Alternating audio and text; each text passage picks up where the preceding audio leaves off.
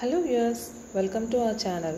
ఈరోజు రుచికరమైన French fries ఎలా తయారు చేసుకోవాలో చూద్దాం. ముందుగా ఆలుగడ్డలను 2 గంటల సేపు నీటిలో నానబెట్టుకోవాలి.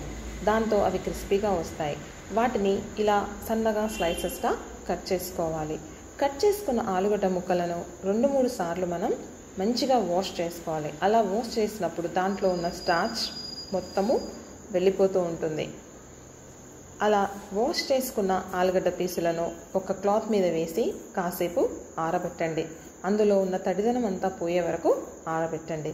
అలా ఆరిపోయిన వాటి మీద ఒక 1/2 స్పూన్ కార్న్ఫ్లోర్ వేసి అన్నిటికీ అంటే విధంగా కలపండి. తరువాత ఒక కడాయి పెట్టుకొని దాంట్లో ఆయిల్ వేసి అవి బ్రౌన్ డీప్ ఫ్రై అయ్యే వరకు వేపండి. చూడండి, గోల్డెన్ బ్రౌన్ కలర్ వస్తుంది.